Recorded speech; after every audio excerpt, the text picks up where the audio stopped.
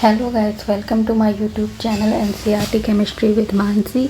इस चैनल में मैं क्लास 11th और 12th के जो एनसीईआरटी केमिस्ट्री के मैंने जो सेल्फ मेड नोट्स बनाए हैं उससे मैं आपको हर दिन एक एक पेज समझाती हूँ, आपका कंसेप्ट क्लियर करती हूँ। तो अभी हमने क्लास 11th का chapter 1 some basic concepts of chemistry start कर दिया था, जिसमें हमारा थ्योरेटिकल पार्ट पूरा कंप्लीट हो चुका था। हमने सारे कंसेप्ट समझ लिए थे एक एक दिन एक एक पेज से।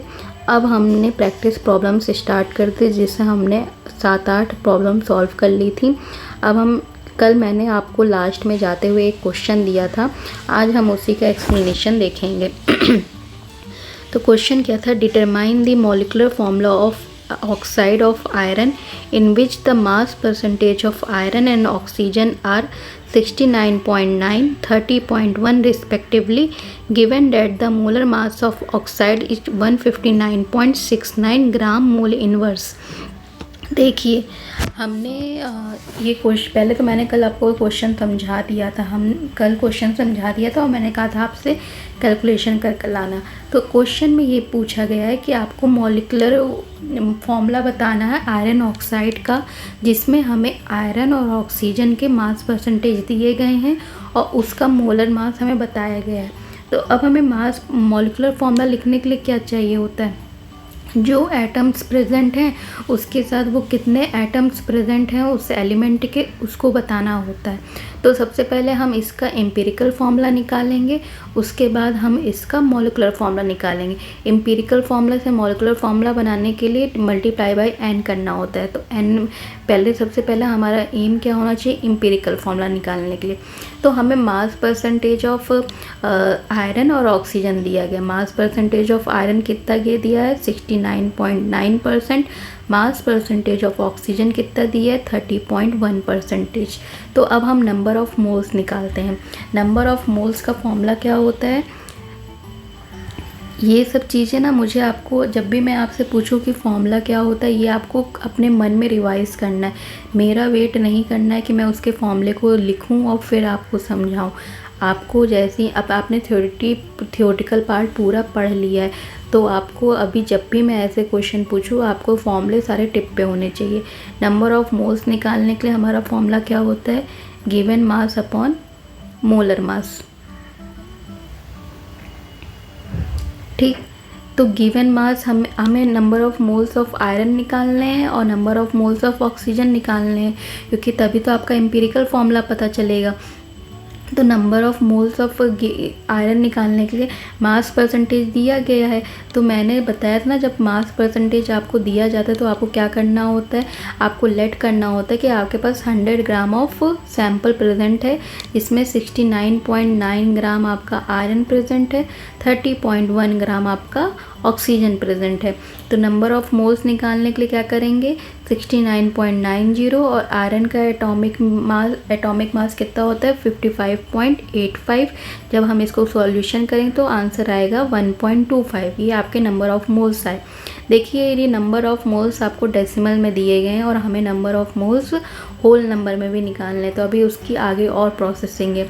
फिर number of moles of oxygen present in oxide दिखाएंगे। ऑक्साइड जो दिया गया है ना, वो आपका आयरन ऑक्साइड की बात हो रही है यहाँ पे, ठीक, क्योंकि आपको आयरन ऑक्साइड का ही मॉलिक्यूलर फॉर्मूला निकालना है।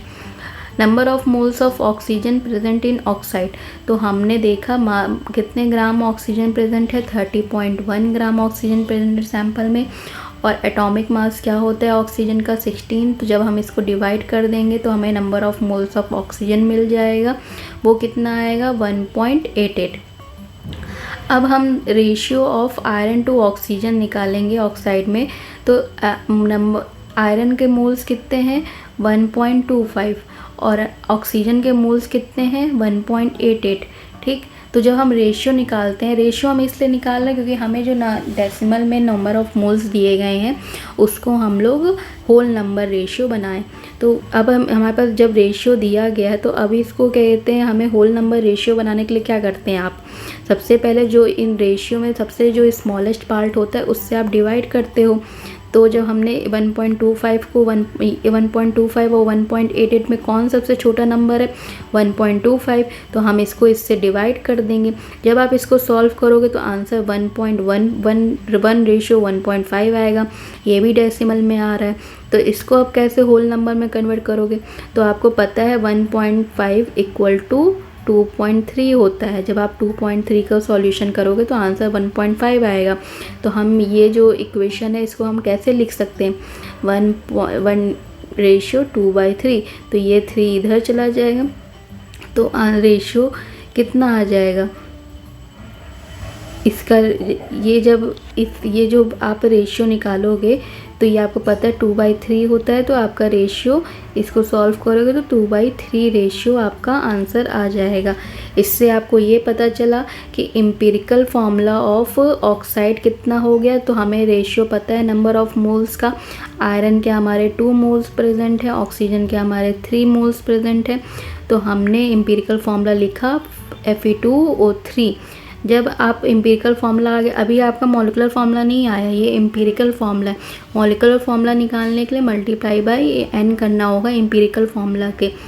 तो आपको empirical formula mass of Fe2O3 निकालेंगे सबसे पहले, उसका कैसे आंसर आएगा, 2 into atomic mass of iron plus 3 into atomic mass of oxygen. ये सब ग्राम में ही लिखा जाएगा। तो कितना आंसर है, 159.69 ग्राम। ये आपका एम्पिरिकल फार्मूला मास आंसर आ गया। अब आपको निकालना है मोलर मास ऑफ Fe2O3। ये हम इसलिए कर रहे हैं क्योंकि हमें n की वैल्यू निकालनी है। n की वैल्यू क्यों निकालनी है, क्योंकि एम्पिरिकल फार्मूला के मल्टीप्लाई बाय n करते हैं तभी हमारा मॉलिक्यूलर फार्मूला आता है। तो मोलर मास ऑफ Fe2O3 कितना दिया गया है, गिवन क्वेश्चन में दिया गया है ना हमें, ये हमें गिवन है। जब आप क्वेश्चन देखोगे तो आपको पता चलेगा, इसमें ये लास्ट लाइन में गिवन है 159.69 ग्राम। तो जब n निकालना है तो क्या फॉर्मूला होता है, molar mass upon empirical formula mass. जो आपका मोलर मास है divided by empirical formula mass. अब आपको समझ में आया होगा कि एम्पिरिकल फार्मूला मास क्यों निकाला गया है। तो मोलर मास कितना गिवन है, 159.69 ग्राम। जब आपने एम्पिरिकल फार्मूला मास निकाला तो 159.70 ग्राम। इसको हमने राउंड ऑफ किया है। राउंड ऑफ को हमने आपको थ्योरिटिकल पार्ट में बताया कि राउंड ऑफ कैसे करते हैं, ठीक है। तो जब आपने इसको सॉल्व किया तो आंसर 0.999 आया, जिसको हम अप्रॉक्सीमेटली 1 मान सकते हैं। तो हमारी ये 1 किसकी वैल्यू हो गई, n की। अब हमें मॉलिक्यूलर फार्मूला निकालना है। Molecular formula of compound is obtained by multiplying the empirical formula with n। हमें n से मल्टीप्लाई करना रहेगा। तो मॉलिक्यूलर फार्मूला ऑफ ऑक्साइड कितना आ जाएगा, एम्पिरिकल फार्मूला हमें पता है कितना दिया था हम लोग को, Fe2O3। अब n हमारा 1 है, ठीक। तो ये इससे मल्टीप्लाई नहीं हो, जो ये इस सबस्क्रिप्ट में जो नंबर दिए हैं उससे n का मल्टीप्लिकेशन होगा।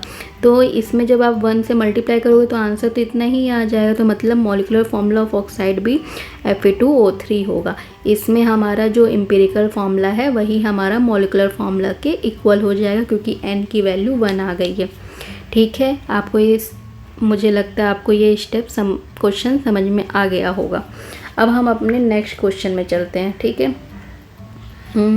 ये क्या हो गया, इसको मैं थोड़ा रफ कर दूं। अब हम अपने नेक्स्ट क्वेश्चन में चलते हैं। नेक्स्ट क्वेश्चन क्या है, calculate the atomic mass average of chlorine using the following data. आपको मैंने थ्योरी में बताया था कि जो एवरेज एटॉमिक मास किसे कहते हैं, ठीक है। ये एवरेज एटॉमिक मास बताने की बात कर रहे हैं।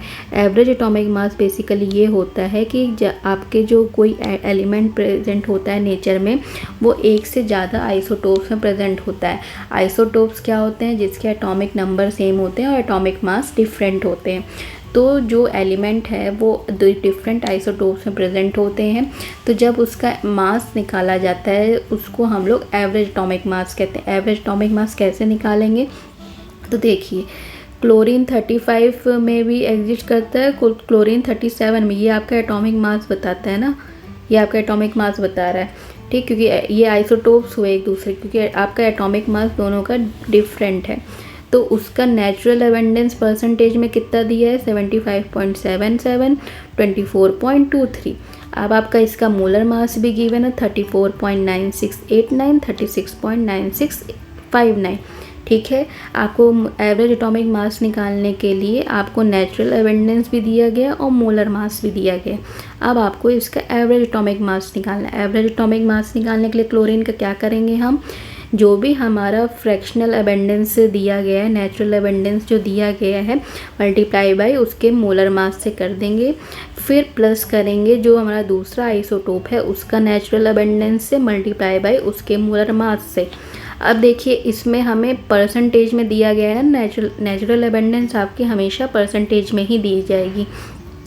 तो आपको इसमें क्या करना होगा, इसमें फ्रैक्शनल पूछा गया है तो आपको 75.77 डिवाइडेड बाई 100 करना होगा। 75.77% दिया है ना, इसको फ्रैक्शन में करने के लिए क्या करेंगे हम, इसका 75.77 डिवाइडेड बाई 100। ठीक है, ये 3 नहीं है, ये 5 है। और इसका मोलर मास से हम मल्टीप्लाई कर देंगे। मोलर मास हमें क्वेश्चन में दिया गया है 34.9689। ये आपका ये ग्राम में होगा। ठीक, ये आपके जो ये आपका मोलर मास से मल्टीप्लाई कर रहे हैं, बट कहते हैं हमने इसके atomic mass, molar mass given है, मोलर मास आपका ग्राम में ही गिवन होता है, बट इधर आपको जब आंसर निकालो तो वो एटॉमिक मास पे आंसर आना चाहिए। तो एटॉमिक मास की यूनिट क्या होती है, यू, AMU होती है, जिसको हम लोग रिप्लेस करके यूनिफाइड मास डिनोट कर दिए थे और उसको हम रिप्रेजेंट यू से कर रहे थे। तो हम जो भी आंसर निकालेंगे वो यू में निकालेंगे, क्योंकि हम लोग एवरेज एटॉमिक मास निकाल रहे हैं।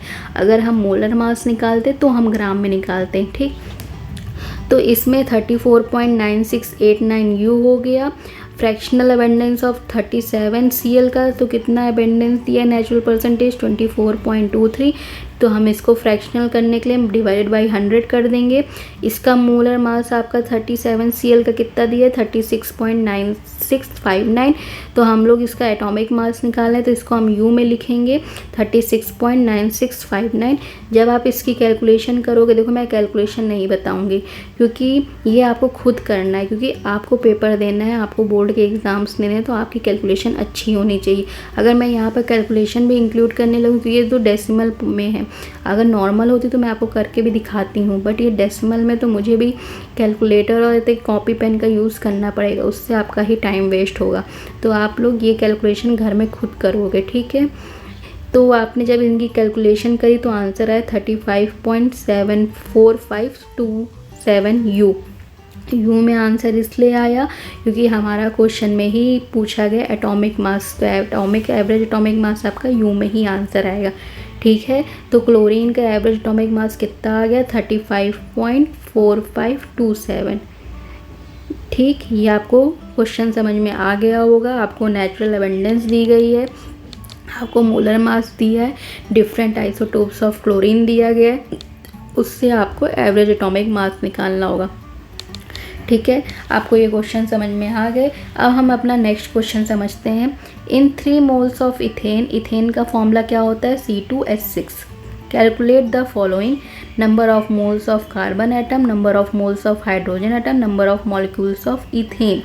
आपको दिया गया है, आपसे बोला गया है कि 3 मोल्स ऑफ इथेन में, इथेन के आपने 3 मोल्स लिए हैं, तो आपसे पूछा गया उन 3 मोल्स में नंबर ऑफ कार्बन एटम्स कितने होंगे, नंबर ऑफ हाइड्रोजन एटम्स कितने होंगे, number of molecules of ethane कितने होंगे। ठीक है, तो ये क्वेश्चन हमने ऐसा सिमिलर ही क्वेश्चन हमने पहले भी कर चुके हैं अपने प्रॉब्लम्स, जब भी हम थ्योरेटिकल पार्ट पढ़ा रहे थे आपको, तो भी मैंने ये प्रॉब्लम्स ऐसी सॉल्व करवाई हैं। तो आप ये क्वेश्चन आप होमवर्क, इसको मैं थोड़ा सा रेड में, इसको मैं आपको दूसरा कलर में दिखाती हूँ।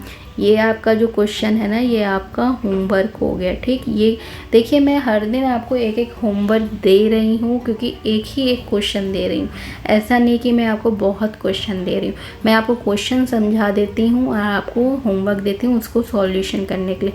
इससे आप इंगेज भी करोगे और आपको अच्छा भी लगेगा कि हाँ आपने खुद से कोई क्वेश्चन किया।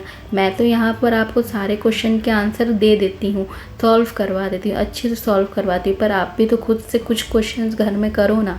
तो आपको ये जैसे मैं हर दिन आपको एक क्वेश्चन देती हूँ, तो ये भी क्वेश्चन आपको दिया है, ये आप कल होमवर्क करके लाओ। अगर नहीं आता है तो मैं तो कल समझाऊंगी, बट आप भी एक बार कोशिश करो। ठीक है, तो आज हमने 2 क्वेश्चन सॉल्व किए हैं, एक तो नेचुरल अबेंडेंस देने वाले और एक तो हमें एम्पिरिकल फॉर्मूला और मॉलिक्यूलर फॉर्मूला निकालने के लिए, ठीक है, मास परसेंटेज से। तो आज आपको इतना ही रखती हूँ, कल फिर मिलेंगे हम। Thank you for watching, please like share and subscribe. Thank you.